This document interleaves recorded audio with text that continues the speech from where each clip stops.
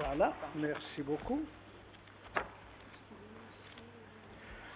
Voilà, donc il s'agit de Monsieur Manuel Fossoul, qui réside à la rue du Grand Jour et qui souhaite s'exprimer. Donc si on pouvait peut-être le faire asseoir à votre place et lui donner un micro, qu'il puisse s'exprimer et que tout le monde puisse l'entendre.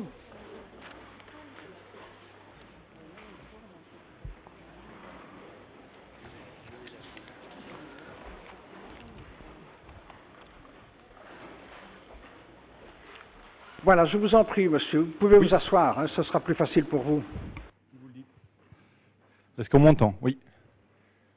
Monsieur le bourgmestre, mesdames et messieurs les échevins, chers membres du conseil, bonjour. Donc c'est comme simple citoyen, habitant de Mons et riverain de l'école du Rossignol, que je m'adresse à vous. La nationale 556 est plus connue sous le nom de Petite Ceinture. Barbelés, Grand Jour, Arbalestrier, Archer, Arquebusier, Canonnier, vous connaissez tous. Ce matin du 26 mars, une jeune fille a été renversée. Elle traversait sur un passage piéton. Scénario entendu, une voiture s'arrête pour laisser passer. La jeune fille s'avance, une autre voiture passe.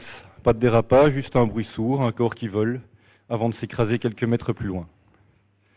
Le carrefour, c'est celui de la rue de la Croix-Rouge. Le passage piéton traverse les deux bandes, il n'y a pas de feu. C'est un des quelques passages piétons sur plus de 4 km qui traversent les deux bandes sur cet axe très fréquenté. Aux autres passages piétons de la Petite Ceinture, en général, la traversée est réduite à une bande. Il y a un feu ou c'est une zone 30. Rien de tout ça ici. Pourtant, c'est un passage obligé, car le plus pratique des étudiants venant du campus de la plaine de Nimy, qui utilisent le passage souterrain sous les boulevards. C'est au pied de 150 logements étudiants qui viennent d'y être construits, et situé à moins de 100 mètres de l'école du Rossignol. C'est un endroit où les véhicules accélèrent pour passer au vert au carrefour de la rue de Nimy. Les vitesses sont excessives, et je le constate chaque jour en conduisant mes enfants à l'école. Ce carrefour est particulièrement dangereux pour les piétons, surtout les plus vulnérables. Il existe pourtant des solutions, simples et peu coûteuses. L'IBSR recommande, par exemple, je cite, d'étendre la zone 30 autour des écoles en y incluant un carrefour dangereux, la sécurisation du passage piéton par un carrefour à feu ou le renforcement des contrôles. Le 14 octobre auront lieu les élections communales. Le temps me semble opportun de vous interroger sur votre projet de ville rassembleur moderne, tourné vers l'avenir, pour que Mons soit attractive et agréable à vivre pour chacun. Car la victime, par je ne sais quel miracle, est vivante. Ma question est donc, allez-vous attendre un drame pour agir? Merci. Merci, monsieur, pour votre...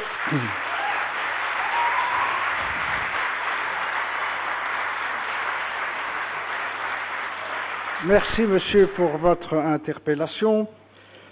Le collège vous remercie et s'associe à mes remerciements. Et nous, d'abord, nous compatissons, bien entendu, à la situation de la jeune fille renversée le 26 mars et nous lui adressons nos vœux de prompt et complet rétablissement. D'une manière générale, partout où c'est possible, le collège vise ou tente à sécuriser au maximum l'ensemble des voiries du Grand Mons, principalement à l'attention des usagers les plus faibles, cyclistes et piétons. Nous avons grosso modo 650 km de voiries. Nous avons à peu près 550 de voiries communales et une centaine de kilomètres de voiries régionales.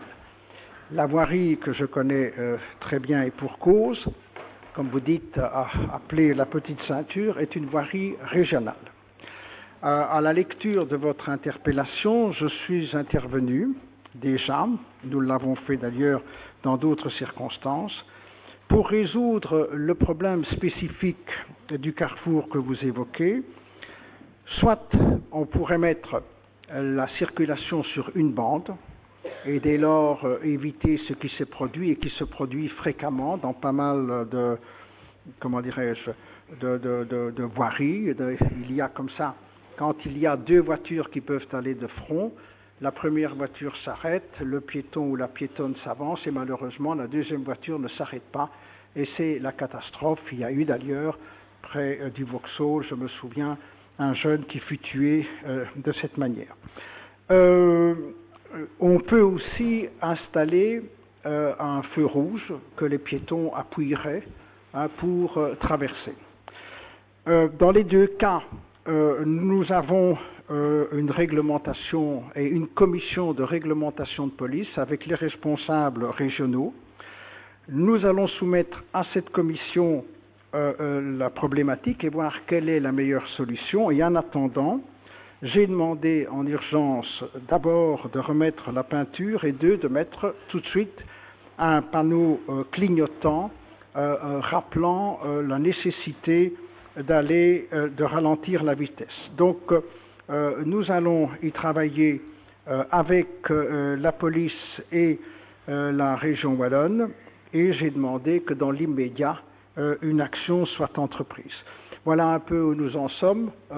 Sachez que cette question est générale. Il y a dans notre ville, mais peut-être dans d'autres communes, un nombre incalculable de routes ou parfois des petites voiries de village où des automobilistes se comportent d'une manière totalement inacceptable, à des vitesses totalement excessives, et nous continuons à faire en sorte de trouver des mécanismes pour ralentir ces conducteurs qui sont dans une situation, qui ont un comportement que je qualifie d'incivique. Voilà un peu ce que nous allons faire dans l'immédiat pour le Carrefour et d'une manière générale pour le Grand Mons.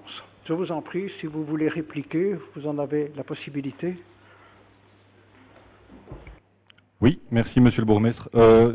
Lors de la première évaluation des zones 30 qui avait eu lieu il y a déjà une dizaine d'années, je pense à ça pour l'extension de la zone 30 à ce carrefour, il avait été noté qu'en 2 ans, il y avait 15 enfants qui étaient morts sur le chemin de l'école en tant que piétons. Sur ces 15 enfants, il n'y a aucun qui est mort dans la zone 30.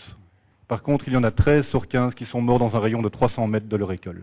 Voilà, c'est une réflection supplémentaire que j'apporte à votre jugement. Des enfants qui sont morts sur notre territoire de la ville de Mons? En Belgique, sur les 2006-2008. Ah, en Belgique, parce que ici, je m'excuse de vous interrompre, mais donc, d'abord, c'est une disposition générale, mais devant toutes les écoles, qu'elles soient au centre-ville ou qu'elles soient dans les anciennes communes, c'est 30 à l'heure. Donc le 30 à l'heure est obligatoire et dans un certain nombre d'endroits, il y a d'ailleurs des différentiels physiques. Dans la mesure du possible, on met des signaleurs ou bien des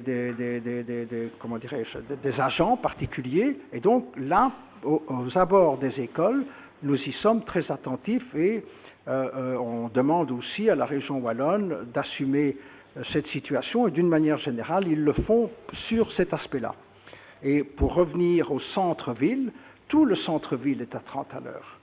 Mais voilà, on ne respecte pas et on fera à nouveau des efforts de communication pour que les automobilistes aillent le plus lentement possible. Voilà. Merci. C'est moi qui vous remercie, monsieur. Merci en tout cas. Alors, je vais demander...